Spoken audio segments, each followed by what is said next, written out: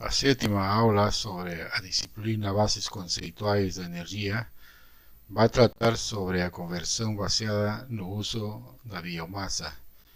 E os temas que vamos ver nesta aula são os seguintes. Primeiro, uma introdução, a seguir definição de biomassa, conversão da biomassa, combustão de madeira, digestão anaeróbica, energia dos resíduos sólidos municipais, incineração de lixo, aterros sanitários e, como já é costume, vamos propor alguns exercícios. Então, comecemos primeiro por mencionar o que é a biomassa. Então, podemos dizer que a biomassa é um dos recursos energéticos mais antigos da humanidade. De acordo com as estimativas que se tem, a biomassa ainda representa por volta de 10% do consumo global de energia primária. Então, a biomassa, assim em estado puro, na forma de madeira, ou seja, a forma mais antiga, tradicional, ainda continua sendo bastante utilizada em alguns países, como por exemplo Uganda, Ruanda, Tanzânia, Índia. Inclusive na China, no Brasil, ainda se utiliza lenha, madeira para queimar, para combustão. Ou seja, em outras palavras, a biomassa tradicional continua sendo um combustível bastante utilizado. Isso aí já vem desde milênios, né? Então, ainda muitos países, dependendo de como é o custo, né, dos energéticos, de GLP, da energia elétrica, a biomassa é bastante utilizada de forma significativa. Então, existe a seguinte menção, né? Considera-se que uma maior dependência da biomassa em aplicações modernas pode desempenhar um papel importante na transição para sistemas energéticos mais sustentáveis. Ou seja, significa que a biomassa, embora seja, né, um combustível muito antigo, mas em formas modernas, como vamos ver aí nessa aula, existen diversas formas de transformar a biomassa em outros combustíveis líquidos, gasosos, e pode constituir uma saída para o grave problema da transição energética, ou seja, como o que fazer para substituir o petróleo. Então, por isso que a biomassa toma muita importância nas últimas décadas, ¿no? Tomó bastante importancia para realizar uma série, né, de transformações e obter diversos combustíveis. Então, outra questão importante mencionar que a biomassa, como já vimos em aulas anteriores, depende da energia solar. Portanto, a conversão da luz solar em energia química garante quase toda a vida animal e vegetal na Terra. Assim, a biomassa é uma forma de energia solar armazenada.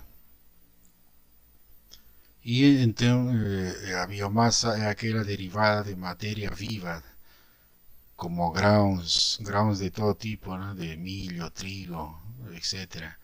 Árvores, algas marinhas, mas também existe biomassa nos resíduos agrícolas, florestais e sólidos municipais. Ou seja, muita enorme quantidade de biomassa se encontra no lixo urbano. E podemos então mencionar que a biomassa pode ser utilizada de três formas. Primeiro, como combustível sólido, na forma de leña, né, lascas de madeira. A seguir, como combustível líquido, que ya utilizando tecnologias modernas de transformação por acción química o biológica. Y por último, como combustível gasoso, na forma de gas, né? Fazendo um processamento e com as variáveis temperatura e pressão conseguimos controlar esas variables y vamos a transformar a biomasa en gas, en un combustible. Entonces vemos que esta biomasa es sumamente importante y es bueno resaltar siempre que todo eso depende de la fotosíntesis. La fotosíntesis acontece con la absorción de fótons por las folhas en ciertos comprimentos de onda. Y lo que acontece durante absorción de fótons, o sea, durante el día, si una planta está con nutrientes, con disponibilidad de agua, lo que va a hacer es absorber el CO2 del ambiente, junto con la agua y la energía luminosa, o sea, energía proporcionada por los fótons.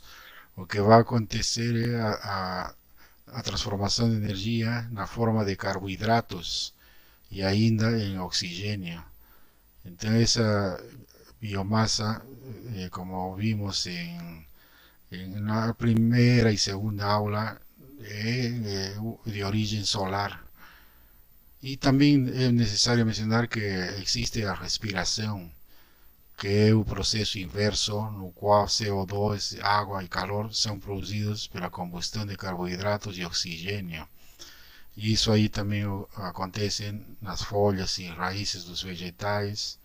Los animales también realizan el proceso de respiración. Todos los seres vivos, ¿no? Y también la materia orgánica en decomposición. O sea, juntando todos estos fenómenos, vamos a ver que la biomasa es posible ser aprovechada de múltiples formas. ¿Y cuáles son esas formas? Existen tres procesos de conversión de energía de biomasa. Procesos físicos, el primero, donde utilizamos equipamientos mecánicos que van a transformar a biomasa o extraer algunos productos. El segundo proceso es denominado bioquímico, procesos bioquímicos. Por ejemplo, por medio de la decomposición de residuos orgánicos para producción de gas metano. Eso ahí por medio de la digestión anaeróbica. O también por la fermentación controlada para producir etanol, metanol, usar alcoholes que podemos obtener por medio de esa transformación bioquímica. Y por último existen los procesos termoquímicos, por ejemplo, a pirólisis, que es la decomposición térmica de residuos en un gas o líquido. Além disso, aquí gráficamente mostramos esas transformaciones. Entonces, aquí en ese primer gráfico vemos los procesos físicos, que puede ser a finalidad de obtener algún combustible. Y en procesos físicos utilizamos, por ejemplo, densificación, a secagem da biomasa, a redução granulométrica para obter a paras de biomassa, a prensagem mecânica para obter, por exemplo, óleo vegetal. O segundo processo aqui, processo bioquímico, biológico, pode ser a fermentação, no qual podemos obter etanol, ou a digestão anaeróbica, por meio do qual vamos obter biogás. Já os processos termoquímicos são um pouco mais complexos, né? Embora todos sejam complexos, mas estes processos, por exemplo, envolvem desde a queima direta por meio da combustão, né? Da queima direta da biomassa, onde é necessário, né, um oxidante, ou seja, o ar. E o que vamos obter é calor e gases quentes.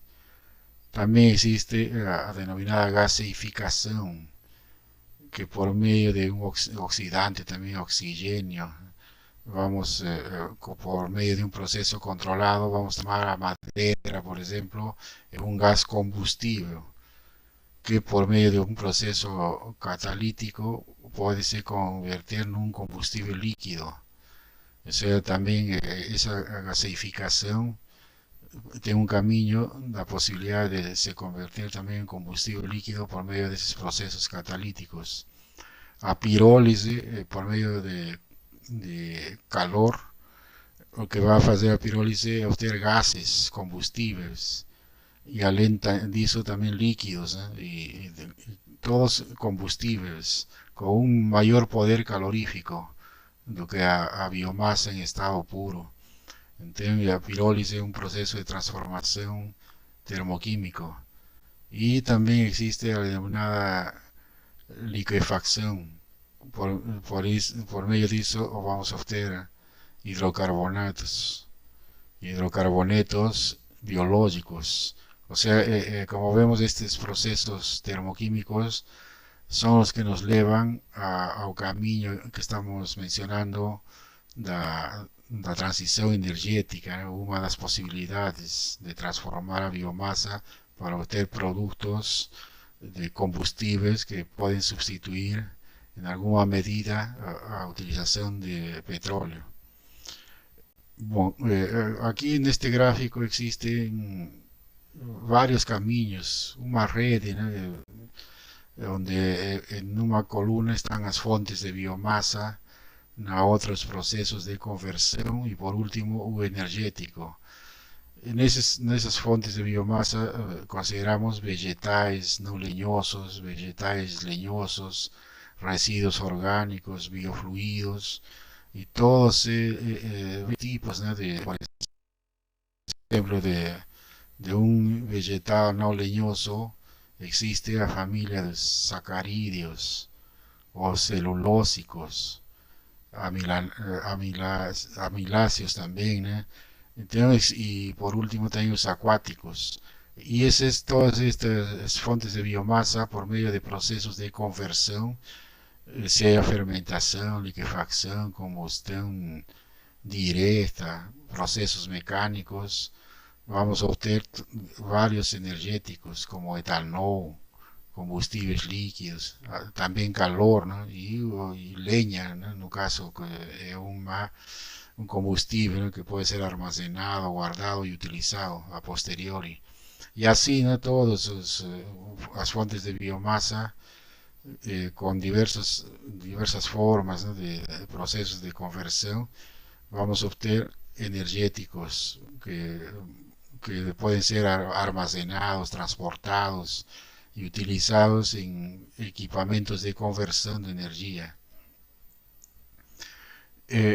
Todo eso ahí, esos procesos forman una red enorme de caminos, ¿no? De transformación de biomasa desde el inicio, ¿no? De una vez obtenido un residuo a biomasa por medio de diversos procesos, por ejemplo, por medio de la transesterificación vamos a obtener biocombustibles, y esos biocombustibles pueden ser utilizados, ¿no? Para motores, en motores. Hoy en día se hace esa mistura, ¿no? Con biocombustibles, oleodiesel o etanol misturado con gasolina. En fin, todos esos procesos de conversión de biomasa nos van a producir combustibles que van a ser utilizados de alguna forma. En conclusión, toda la biomasa puede ser convertida en combustibles y también puede ser utilizada en la combustión directa para producción de vapor y energía eléctrica. Entonces, aquí vemos en este gráfico, aquí en primer lugar, madeiras, grãos energéticos y residuos. Un camino nos lleva a conversión biológica por medio de la cual vamos a obtener combustibles alcohólicos, como por ejemplo etanol, que se puede misturar con gasolina, o biogás, que biogás en realidad es la mayor componente gas metano, que puede ser utilizado en motores específicos para generar energía eléctrica o para combustión, ¿no? De un fogón o iluminación. Vamos a ver eso más adelante. Otro camino de esa madera, grãos energéticos y residuos sería la conversión térmica. por medio de conversión térmica vamos a obtener gas sintético o la denominada gasolina derivada biocrua. Entonces, todo esto a partir de esa madera, granos energéticos y diversos residuos.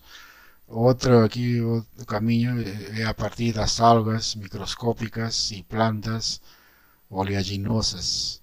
Entonces, por medio de conversión química podemos obtener diésel derivado de algas vegetales y que por su vez va a ser utilizado en motores. Entonces, en resumo, todo este gráfico nos está mostrando las grandes posibilidades de la biomasa para la transición energética. De ahí su importancia, ¿no?, en los días actuales. Con relación a esa conversión de biomasa, vimos que existe una serie de tecnologías de energía de biomasa adecuadas para aplicación en pequeña y grande escala. Y las que están disponibles, esas tecnologías son las siguientes: gaseificación, producción combinada de calor y electricidad, la denominada cogeneración, obtención de gas de aterro sanitario, que sería gas metano, recuperación de energía a partir de residuos sólidos municipales, o a obtención de biocombustibles para el sector de transporte, como etanol, biodiesel.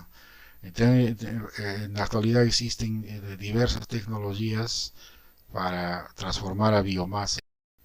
Sobre los procesos de conversión de biomasa, vamos a mencionar algunos, comenzando en primer lugar por la combustión da madeira.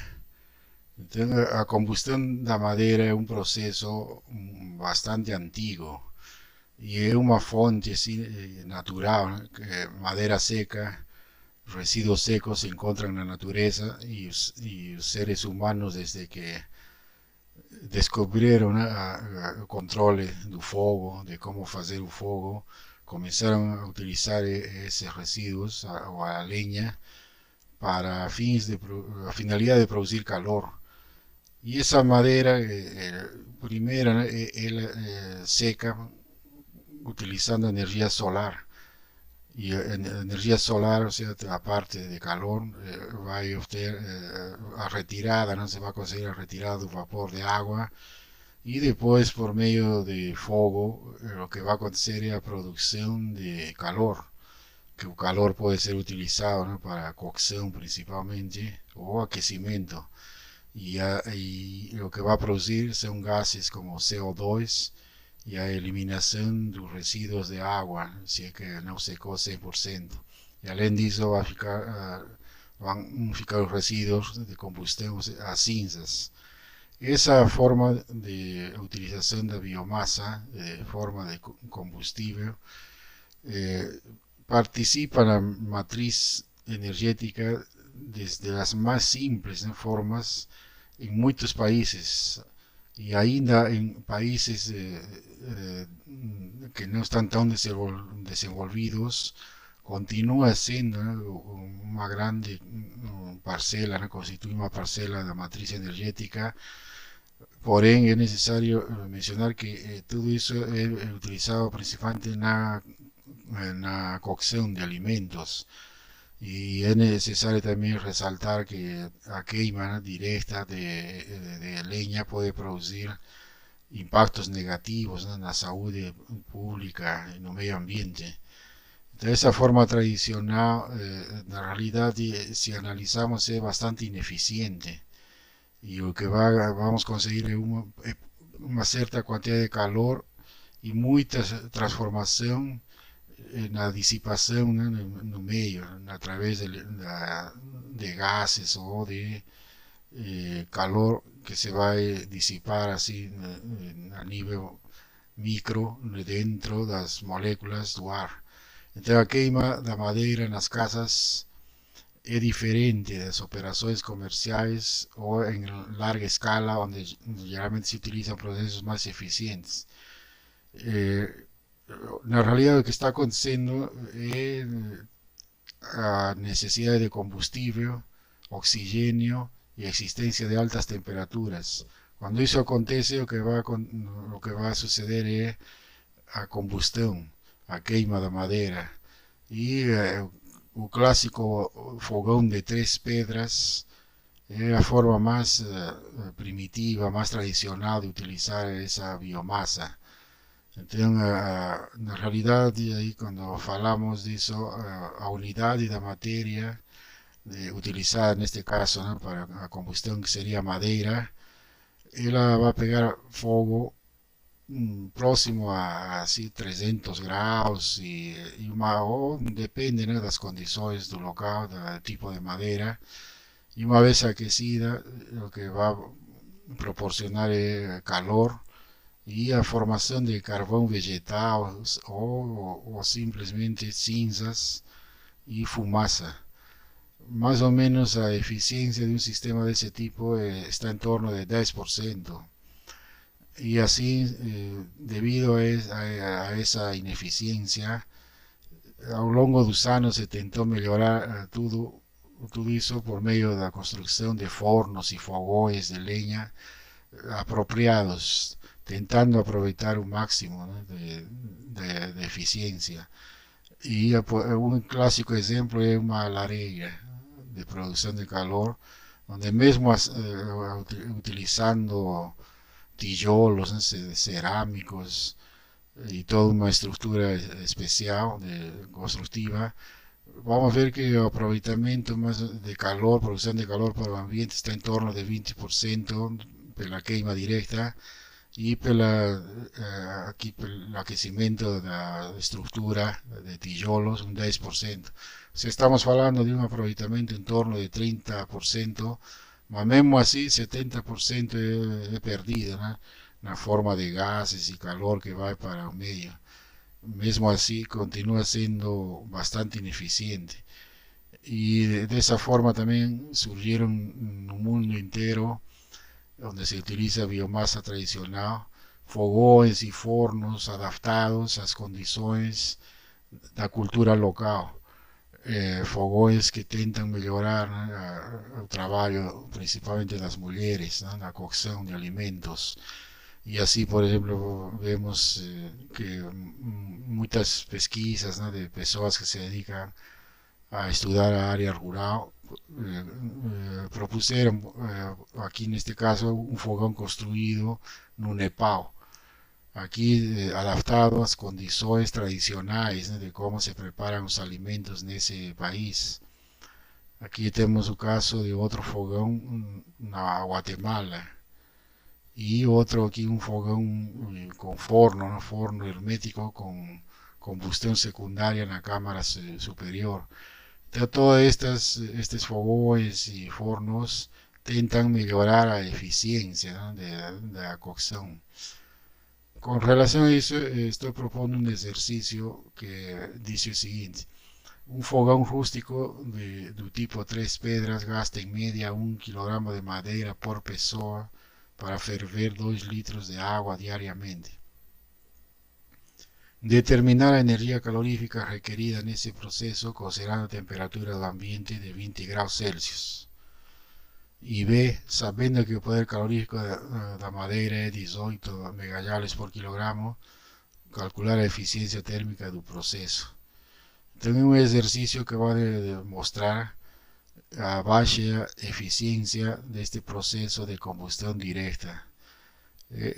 Como já sempre menciono, o exercício é feito e está disponível na plataforma Moodle. Passemos ao estudo um pouco já de uma tecnologia mais moderna, que é a digestão anaeróbica.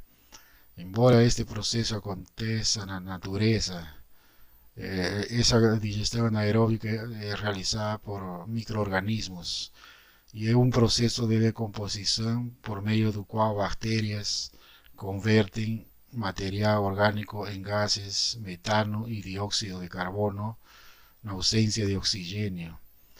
Então, essa digestão anaeróbica acontece em uns equipamentos denominados biodigestores. que son construidos para contener una mixtura pastosa de residuos y agua. Entonces, así a grosso modo, un biodigestor tiene esta estructura, ¿no? Una cámara hermética donde existe una entrada de mixtura, ¿no?, de material orgánico, de diversas formas de materia orgánica, y lo que va a acontecer aquí es, con el paso del tiempo, una decomposición. Las bacterias aquí van a actuar y lo que va a acontecer es la formación de gas, denominado biogás, que vamos a ver que a composición de biogás, a mayor parte de gas metano. Entonces, en la salida del gas, ahí vamos a transportar ese gas para diversos usos. Y va a tener también aquí una salida de efluente, que en realidad es materia orgánica que puede ser un óptimo fertilizante. Entonces, ese sería un biodigestor, a grosso modo, ¿no? Entonces, ese gas resultante, denominado biogás, puede ser utilizado para aquecimiento, cocimiento, iluminación, refrigeradores a gas y también para generar energía eléctrica y otros usos. En realidad lo que estamos viendo aquí es diversos reyeitos que van para esa central de producción de biogás, que puede ser de pequeño porte o de grande porte. Y una vez obtenido biogás, se puede utilizar, ¿no?, en diversas formas, desde más clásico, así en pequeño porte, a cocción, a través de un fogón adaptado para usar ese biogás. Y la producción de adubo también es importante, ¿no?, porque va a ser un fertilizante que va a poder ser utilizado en el campo, ¿no? Todo eso, como vemos, es a partir de energía solar. Y lo que vamos a obtener también es energía térmica, eléctrica y varias otras utilizaciones, ¿no?, que se realiza con ese biogás. La utilidad de biogás es importante dependiendo de la tecnología de conversión que vamos a utilizar. El gas que se obtiene a través de la digestión anaeróbica es posible ser utilizado de diversas formas. Aquí, por ejemplo, vemos que si tenemos varios residuos, ¿no?, estrume, residuos agrícolas, residuos orgánicos industriales, todo eso ahí constituyen substratos que vamos a denominar planta de biogás, y como resultado vamos a tener ese gas metano en grande medida, ¿no?, la composición de mayor gas metano, que puede ser utilizado en un fogón a gas, en una lámpara, ¿no?, que quema directamente ese gas metano y produce luz, o también para movimentar un motor generador adaptado para utilizar ese biogás. Y la salida de ese biodigestor también va a proporcionar adubo de lama residual, que puede ser utilizada en jardinaje o directamente en el campo. Este gráfico te muestra la importancia, ¿no?, de la digestión anaeróbica, y algunos datos menciono a seguir. Si la materia prima es esterco de bovino, el producto es un gas compuesto de cerca de 60% de metano y 40% de dióxido de carbono. Una libra de esterco bovino irá a producir cerca de un p cúbico de gas, y la producción anual de una vaca, por ejemplo, equivalente a energía de 50 galones de gasolina aproximadamente. Son dados así a grosso modo que indican cuánta de energía de biogás es posible obtener por medio de ese proceso. Y existen, como ya mencioné, sistemas de pequeño porte y de grande porte. Entonces aquí, por ejemplo, estamos mostrando un biodigestor ya de grande porte, que nos va a producir por medio de un cogenerador energía térmica, energía eléctrica, y a diversas formas, ¿no?, de utilizar ese resultante, ¿no?, de la cogeneración. Y también puede existir estaciones de tratamiento, de separación de biomasa, de residuos, contenedores de efluentes. Todo ese tipo de biomasa de productos agropecuarios puede producir grandes cantidades de biogás. Y ese biogás, como vemos en esta foto, puede ser almacenado en grande volumen. Entonces, algunos países destacan eso, ¿no? En la producción de biogás en grande cantidad. Y aquí en esta tabla muestra algunos datos con relación al tipo de biomasa. Por ejemplo, si se utiliza lodos de depuradora, más o menos la producción de biogás es 0,323 metros cúbicos de kilogramo y sólidos fixos totales significa SFT y sólidos volátiles totales SFT. O sea, esa sigla SV significa sólidos volátiles. Por tanto, aquí a producción de biogás de esos lodos de depuradora sería 0,323 metros cúbicos por kilogramo de sólidos volátiles, con un contenido de metano de 79%. Residuos urbanos nos producen 0,813 metros cúbicos por kilogramo de sólidos volátiles, con un contenido de 62% de metano. Y así existen varios otros tipos de biomasa, residuos de matador, lodos de industria papelera, residuos de cervelleras, esterco de bovino, en fin, varios otros, palla, pastos, todos con una cantidad de producción de biogás y con un contenido de metano. Entonces, algunos producen más metano que otros. Y así vemos que es posible obtener grandes cantidades, ¿no?, de biogás. En resumen, la composición media del biogás es la siguiente: metano entre 74 y 54 y 74%, de CO2 entre 27 y 45%, nitrógeno entre 0,3 a 3%, hidrógeno entre 1 y 10%, monóxido de carbono 0,1, oxígeno 0,1 finalmente también existe, ¿no?, hidrógeno, que es en menor medida. La mayor parte de la composición de biogás es metano y es el combustible, ¿no?, que finalmente va a ser utilizado. Aquí a propuesta de otro ejercicio que dice una usina de producción de energía eléctrica a partir de biogás generado por esterco y residuos humanos puede procesar en torno de 90 metros cúbicos diariamente. Los generadores de energía eléctrica movimentados por la combustión de biogás fornecen actualmente a redes eléctricas 750.000 kilovatios hora. Con esos datos puede calcular la potencia media de la usina en kilovatios y ítem B, supondo que la eficiencia de la usina es 45%, calcular la cantidad de energía diaria que debería ser convertida en calor. Entonces, este ejercicio muestra, ¿no?, cómo las diversas variables envolvidas en la digestión anaeróbica y la producción de biogás. Pasemos ahora a los residuos sólidos municipales. El residuo sólido municipal en realidad es lixo comercial o residencial. Y todos estos datos varían de un lugar para otro, ¿no? Más en media, los datos así que se utiliza de forma didáctica muestra que en un mundo una persona gera en media 1 kilogramo de lixo por día. No Brasil entre 0,5 a 1 kilogramo y en la ciudad de São Paulo 1,5. Obviamente esos datos varían. Se dice aquí, todo año los norteamericanos jogan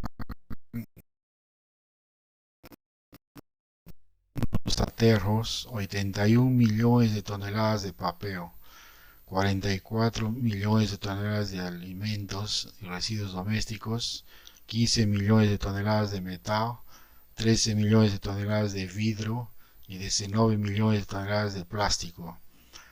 Esos datos ilustran la enorme cantidad de materia proveniente de biomasa que existe en la forma de lixo, de residuos. Por tanto, eso ahí puede constituir una enorme fuente de energia. E no caso do perfil do lixo norte-americano, mostra que a composição de papel e papelão é a maior, em torno de 39,2%. Resíduos domésticos e de alimentos constituem mais ou menos 21%. Vidro, 6,2%. Metais, 7,6%. Plásticos, 9,1%.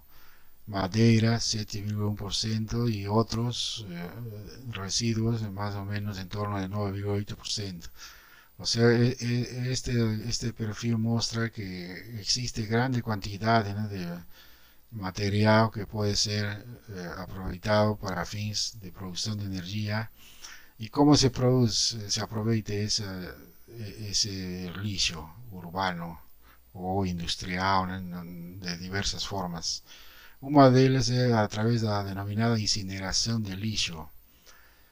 Y con eso lo que está haciendo es una forma de reaprovechamiento para obtener calor.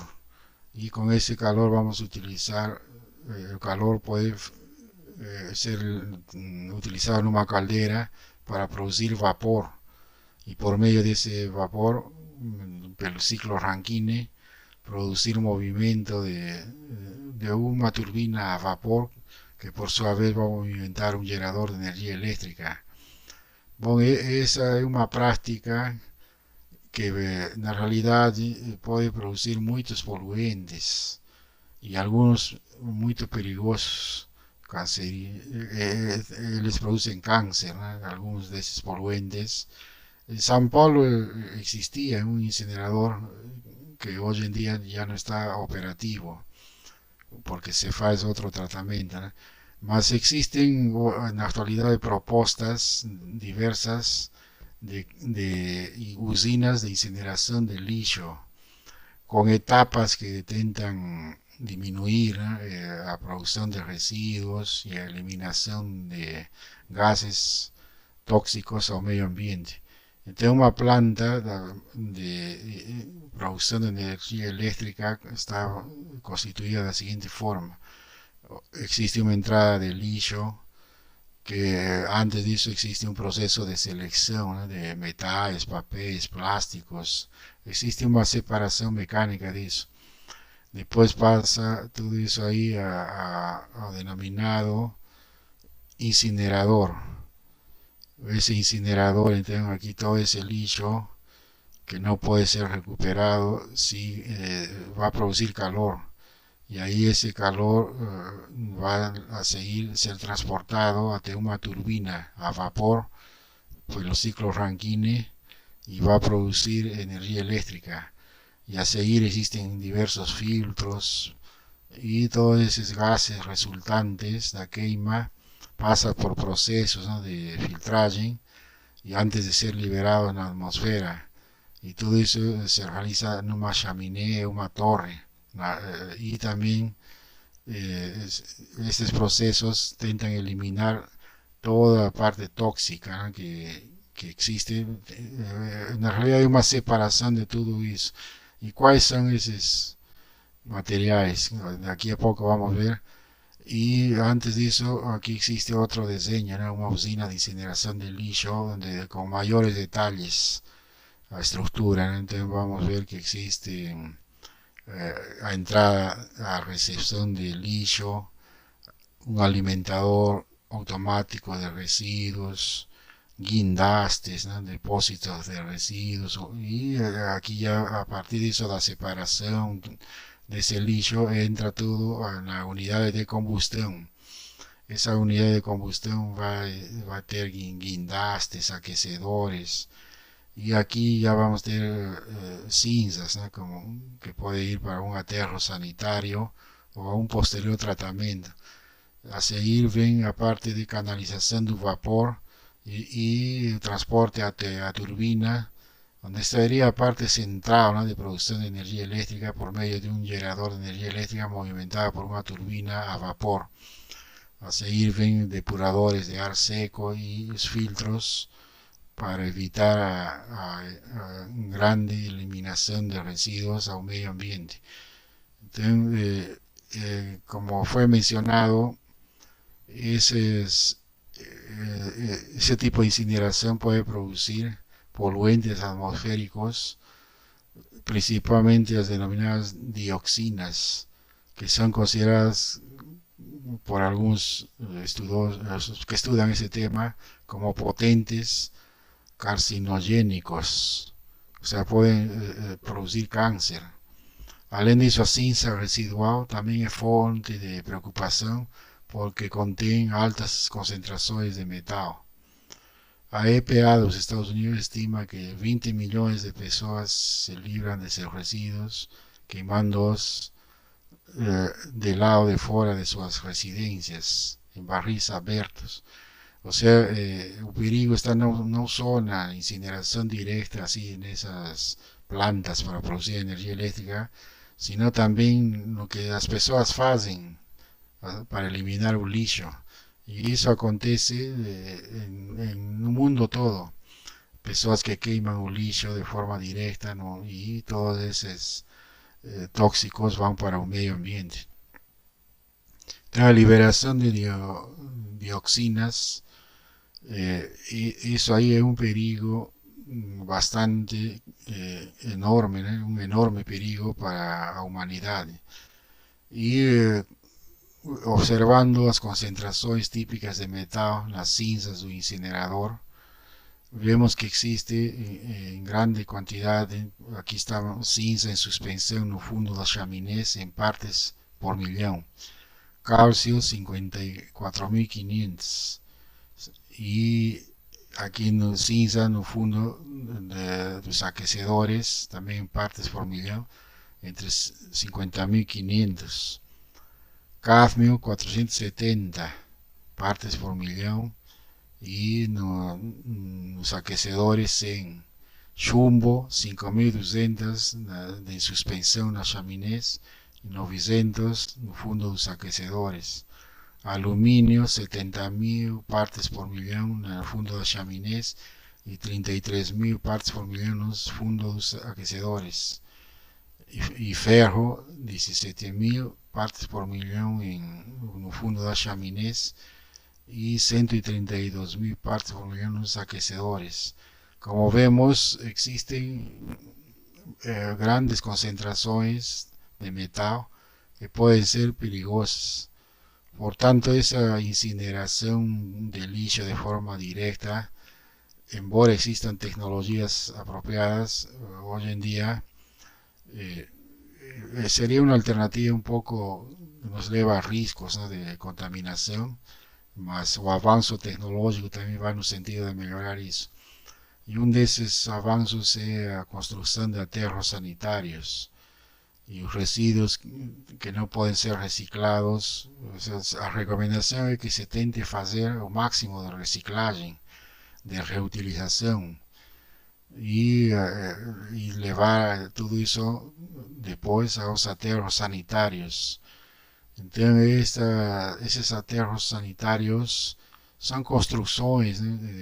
Feitas especialmente para almacenar lixo, embora también tenga problemas, ¿no? De contaminación del lençol freático por medio de la denominada percolación del lixo.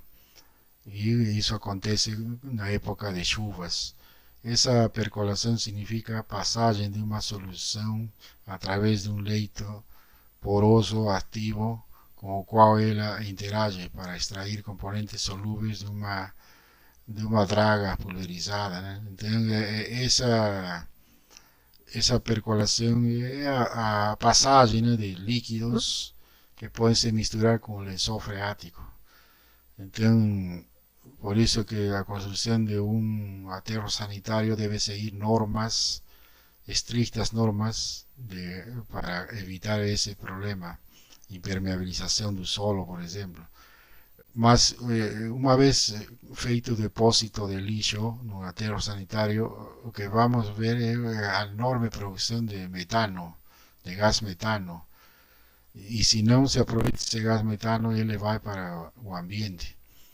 Então, hoje em dia existem processos de construção de aterros sanitários que seguem normas adequadas, que vai desde a divisão do aterro em células, depois a depósito desse lixo, seguindo assim processos controlados.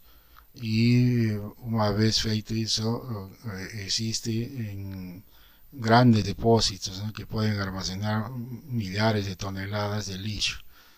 E também se utiliza maquinaria já de grande porte. Esse processo de deposição de resíduos en aterros sanitarios, embora não seja assim popularizado, né, mas em grandes cidades, como é o caso de São Paulo, existe essa forma de armazenagem, né, e un aterro sanitario, podemos observar neste diagrama em corte, oferece aqui o diagrama a visualização de diversas faixas. Aqui, por exemplo, mostra o sector em preparo. Esse preparo, aqui deve existir toda uma impermeabilização para que não passe, né, um material assim, chorume, para o lençol freático. Existe, então, construir um aterro sanitário engloba primeiro a escolha de um local, né, de um terreno amplo, apropriado, e por meio de processos de execução, algumas partes vão sendo utilizadas já, né, aqui sector concluído, por exemplo, já é uma etapa, uma célula onde já se completou o depósito de lixo até o máximo, e aí já deve existir todas essas estruturas de drenagem superficial, de drenagem de gás, drenagem interna, células de lixo, camadas de solo de cobertura, todas a proteção para evitar a passagem, né, de chorume ao lençol freático. E finalmente lá na camada superior, aí existem toda uma camada, né, de grama, e assim depois vai avançando para outras células até completar. Se supõe que um aterro sanitário deve durar vários anos. Então o problema aqui é essa, né, existência de líquidos que vão até o fundo e que pode passar ao lençol freático. Mas um aterro sanitário segue mais ou menos esse padrão construtivo. Hoje em dia também existem aterros sanitários preparados para obter o gás metano. Então se deixa já na estrutura das diversas células, desde as finalizadas, né, até aquelas que vão ser aos poucos sendo preenchidas pelo lixo, se deixa canalizações internas que vão permitir a passagem do gás metano até uma canalização superior que permite transportar esse gás até, por exemplo, uma usina. E esses aterros sanitários são grandes produtores de metano. E tudo isso vai acontecer, como é o caso da digestão anaeróbica, por meio das bactérias. Então, mesmo que não se faça nada, né, para utilizar esse gás metano, esse metano vai ser eliminado assim, na atmosfera.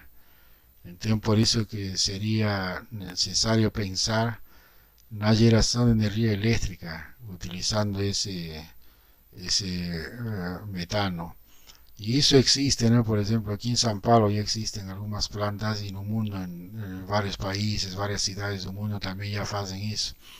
Então, a geração de energia elétrica utilizando biogás proveniente de aterros sanitários.